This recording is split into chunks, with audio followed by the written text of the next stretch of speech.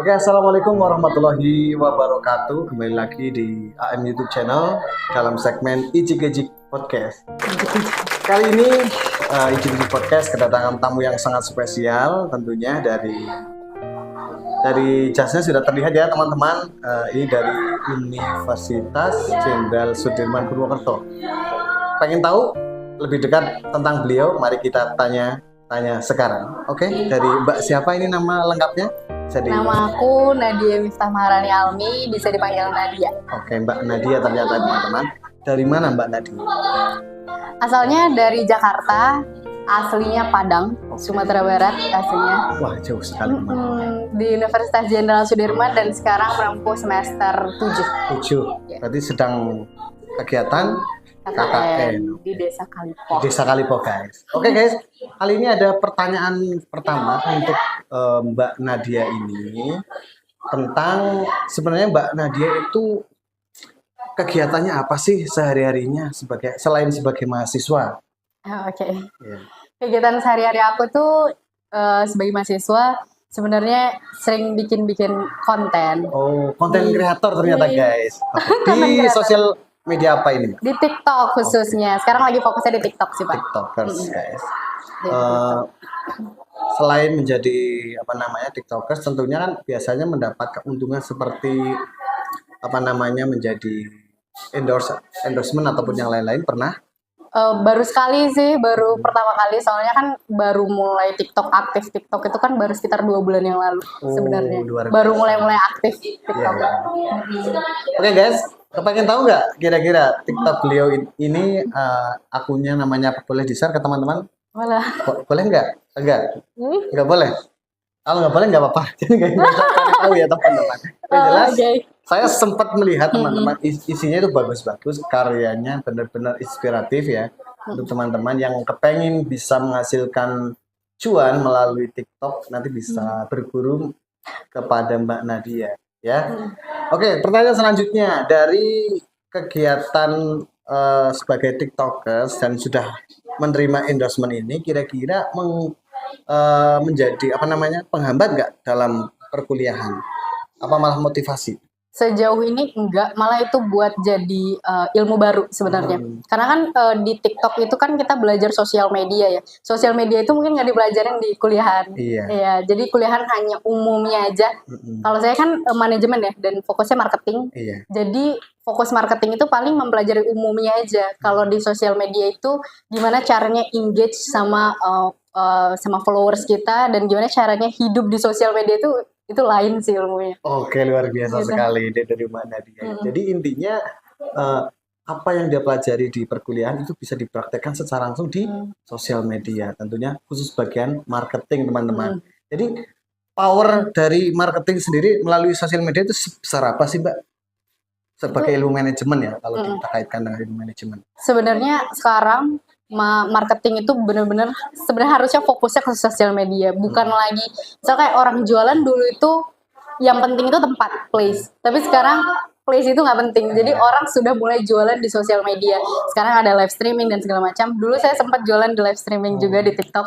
Dan itu benar-benar kayak sadar kayak sekarang ternyata jualan nggak perlu tempat ya, sekarang perlunya sosial media, aktif di sosial media, jualan gitu, promosiin barang-barangnya di sosial media. Luar biasa, benar sekali teman-teman. Sudah terbukti ketika kita lihat di TikTok semuanya live ya, itu kebanyakan itu jualan. Kalau yang nggak jualan ya paling game lah ya, permainan itu, adu koin dan lain-lain. Nah, selanjutnya setelah Mbaknya menempuh semester 7 dan KKN sekarang di Desa Kalipo, program apa sih Mbak yang Mbak tekankan di Desa Kalipo ini? Khususnya di seksinya Mbak Nadia sendiri. Oke. Sebenarnya divisi saya di KKN ini itu pendidikan. Fokusnya di pendidikan. Jadi pendidikan kemarin itu sudah ke SD, mengajar di SD, mengajar di MI, punya proker juga di MI, SD, dan sekarang di MTS. Jadi fokus kita memang fokus kita dari kampus itu bilang kalau misalnya nggak boleh ngajar sebenarnya. Jadi beri aja kegiatan-kegiatan yang informal tapi tetap informatif dan motivasi juga. Terus habis itu edukasi juga, jadi kita buat ada literasi dan narasi tapi lewat film. Terus habis itu ada kegiatan sosialisasi cuci tangan buat anak MI, dan sekarang di MTS kita buat mading sekolah itu jadi aktif kayak gitu. luar biasa. Prokernya. Boleh nggak tahu kenapa sih tidak boleh mengajar? Nanti kan biasanya anak-anak kan penasaran pengen diajar sama Mbak KKN. Kenapa sih nggak boleh ngajar? Nah, itu nanti bisa dijelaskan nggak? Sebenarnya dari kampus dosen kita bilang kalau misalnya itu bukan wilayah kita sebenarnya katanya. Tetap aja gurunya yang tetap mengajar, karena gurunya mungkin lebih punya wawasan yang lebih luas lagi tentang mata pelajaran yang diajar gitu. Jadi kita kegiatannya yang non formal aja. Non formal, oke. Jadi seperti teman-teman adik-adik kelas 7, 8, 9 MTS yang kepengen diajar oleh kakak-kakak KKN, yang jelas itu memang tidak dianjurkan oleh dosen-dosen beliau. Oke, untuk selanjutnya, potensi apa sih yang Mbak temukan ini khusus di ranahnya jenengan ya, di dalam pendidikan khususnya di Kalipo? Potensi untuk saya atau masyarakat Kalipo? Potensinya. Ya. Potensinya. Ada nggak potensi dari dunia pendidikan di Desa Kalipo, misalnya seperti itu? Dunia pendidikan. Sebenarnya yang saya lihat ya, orang-orang di sini tuh sebenarnya on atau aware sama pendidikan sebenarnya. Dari mulai SDMI kemarin tuh banyak juga yang kan kemarin MPLS ya, jadi banyak orang tuanya tuh yang mendaftarkan anaknya. Kita lihat waktu itu anak-anak orang tua mendaftarin anaknya, jadi kayak orang tua pun sebenarnya aware nih sama pendidikan. Itu saya salut sih sebenarnya gitu, walaupun kategorinya misal di desa gitu. Nah, karena memang di luar sana kan sekarang saingan banyak ya Pak. Betul gitu sekali, saingan banyak. Saya pun ngerasa sekarang ini saya belum cukup, saya masih haus ilmu gitu. Jadi pas ngelihat kemarin orang tua tuh nge-push anaknya untuk sekolah gitu, terus sekarang adik-adik juga mereka semangat juga sekolah, saya lihat ya kan, ketemu kita juga semangat. Jadi itu sih yang membuat kayak oh ini ada potensi nih buat anak-anak Desa Kalipo gitu, buat terus pendidikannya tuh di-push gitu. Tinggal didorong aja gimana caranya mereka terus bisa terus bisa mau belajar, mau gali ilmu lagi, haus ilmu terus, biar mereka jadi nanti orang sukses kayak gitu. Amin, amin, amin. Terima kasih doa terbaiknya dari Mbak Nadia ini tentang pendidikan yang ada di Desa Kalipo. Namun selain melihat potensi, tentunya kita harus tahu teman-teman kelemahan pendidikan di Desa Kalipo itu apa aja. Menurut tanggapan dari Mbak Nadia seperti apa sih kelemahan dari Desa Kalipo di dunia pendidikan? Mungkin dari fasilitas mungkin ya Pak ya. Nggak dipungkiri juga mungkin itu dari atas dananya mungkin susah atau gimana, tapi yang paling penting sebenarnya fasilitas, karena mungkin dengan fasilitas yang memadai anak-anak juga kan jadi mau lebih untuk belajar atau sekolah. Tapi kalau misalnya kemarin tuh kita sempat ke SD dan kita waktu itu ke kelas 3-nya, kelas 3 SD, dan 3 SD itu belajar di musola waktu itu. Karena kelas 3 SD-nya kena gempa terus kayak rubuh gitu Pak. Jadi mereka harus belajar di luar, belajar di musola. Mungkin gitu sih fasilitas-fasilitas yang harusnya di-push sama pemerintah kayak gitu. Tapi itu dari atas sih. Iya. Untuk karakter masyarakatnya dalam pendidikan Mbak, ataukah mungkin bisa Mbak selama ini menemukan apa sih yang perlu ditingkatkan dari kami warga masyarakat Desa Kalipo, atau dirubah mindsetnya terkait dunia pendidikan seperti itu Mbak? Ada nggak? Mindsetnya paling ini Pak, jadi orang sukses itu perlu usaha memang. Punya uang pun perlu usaha. Jadi kemarin kalau misalnya ditanya kalian mau kuliah nggak, itu sebenarnya kayak kalau misalnya jawab enggak, kita aja juga kayak kasihan ya. Tapi kalau misalnya mereka jawab mau, kita pun kayak wah anak-anak sini ternyata semangat nih gitu.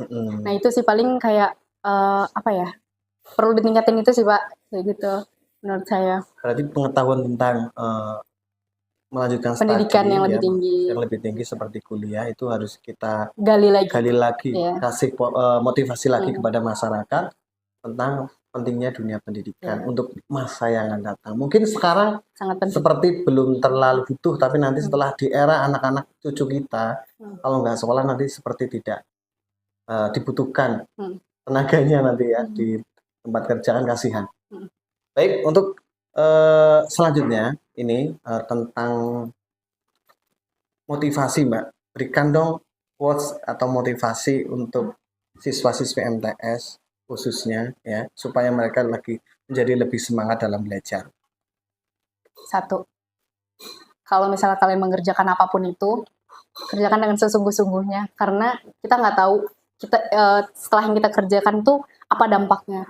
Kalian kerjain sungguh-sungguhnya akan menghasilkan hal yang positif gitu. Jadi ketika menghasilkan hal positif, ya itu baliknya ke kita sendiri. Jadi kita belajar dari hal itu. Kalaupun misalnya yang kalian lakuin itu salah, kalian bisa juga belajar dari hal itu gitu. Iya. Jadi lebih baik ke kemudian hari gitu. Seperti itu teman-teman, tolong diingat ya, itu kata-kata yang luar biasa dari Mbak Nadia.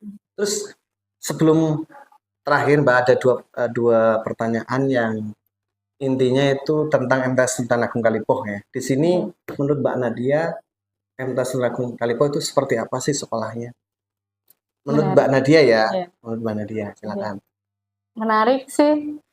Pertama, waktu itu ketemu anak-anaknya ya. Anak-anaknya semuanya murah senyum. Alhamdulillah. Murah senyum itu Iya, sedekah senyum. ya. Ada senyum-senyum. Oke. Murah senyum jadinya juga, karena saya orangnya senyum terus sih, nggak tahu kenapa. Iya, ramah, mbaknya memang ramah.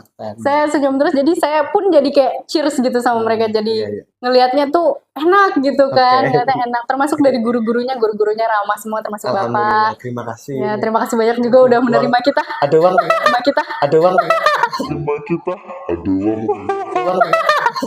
Oke, lanjut. Terima kasih banyak juga sudah menerima kita, kedatangan kita ke sini mahasiswa KKN. Jujur saya datang ke sini awalnya takut. Oh, kenapa Mbak? Takut karena ini kan anak-anaknya sudah mulai ini dewasa gitu, remaja gitu. Takutnya nggak garing atau apa gitu, tapi dengan anak-anak yang antusias jadinya kita pun semangat kan. Termasuk tadi kasih hadiah, takut hadiahnya jelek atau gimana. Ternyata pas ngeliat mereka bahagia, kitanya juga bahagia kayak gitu. Memang mereka luar biasa Mbak. Terima kasih. Jenengan itu juga effortnya sudah sangat luar biasa bersama teman-teman, sehingga mereka juga sudah melihat Mbak Kakak ini tulus kayak gitu. Yang mereka nilai itu ketulusan kalian mengajar mading di sini.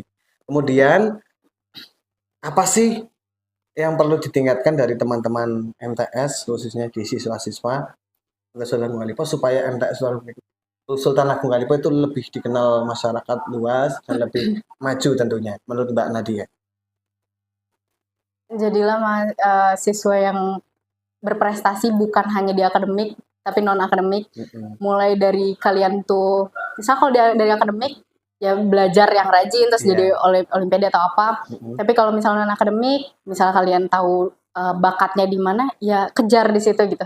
Jadi kayak bisa dikenal juga MTS di luar gitu, orang-orang juga bisa tahu dan buat harum nama MTS Agung Kalipoh ini. Luar biasa. Yang terakhir Mbak Nadia, pesan dong buat masyarakat luas yang belum bergabung dengan MTS Kalipoh atau belum menyekolahkan anaknya di sini, apa untuk masyarakat luas? Terakhir ini Mbak, nanti sebelum kita closing ya. Pesan untuk masyarakat luasnya? Iya. MTS Agung. Coba dulu lihat, pasti kalian tertarik dan coba juga datang sekolahnya, ngomong sama siswa-siswanya, itu buat kayak ini kayaknya bagus deh sekolahnya gitu, perlu dicoba. Intinya masyarakat semuanya coba dulu datang ke sini, mencoba interaksi dengan siswa-siswanya atau dengan bapak ibu gurunya. Karena kalau kita nggak datang, kita nggak tahu. Coba dulu.